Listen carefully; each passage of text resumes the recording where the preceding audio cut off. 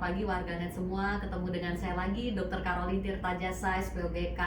Hari ini kita akan bincang sedikit tentang apa penyebab insen bisa gagal.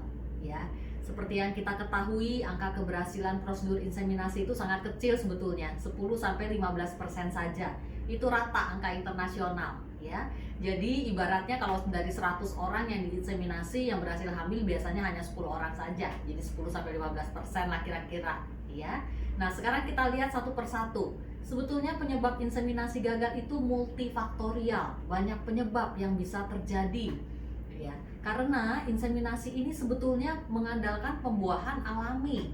Ya, jadi biasanya pada prosedur inseminasi sel telur dibuat besar, ya, kemudian sperma yang sudah dicuci dipilih yang bagus dimasukkan ke dalam rahim istri pakai kateter kecil. Kita lihat gambarnya ya. Jadi pada prosedur inseminasi, sperma itu langsung ditaruh di dalam, dipilih sperma yang bagus. Nah, setelah itu, sperma itu harus berjalan sendiri masuk ke saluran telur sini, di mana pembuahan akan terjadi dengan sel telur dari sini. Nah, jadi penyebab insen gagal bisa dari faktor si sel telur yang sudah besar tidak mau pecah, misalnya itu bisa. Atau sudah pecah, apakah dia bisa masuk ke dalam saluran telur di sini dan bertemu sperma? Kita juga nggak tahu karena tidak terpantau. Ya, sperma pun ketika dia sampai bertemu sel telur di sini apakah bisa membuahi atau tidak, itu juga kita tidak tahu. Fertilisasi apakah itu terjadi atau tidak, kita juga tidak tahu ya, karena pembuahan alami ya, tidak ada alat untuk memantaunya.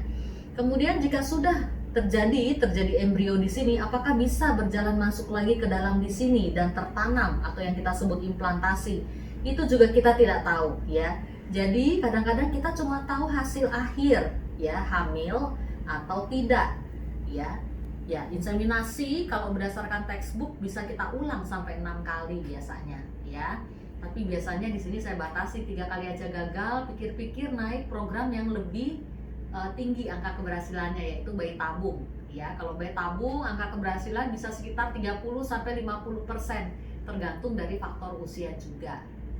Sekian, terima kasih, semoga menjadi manfaat.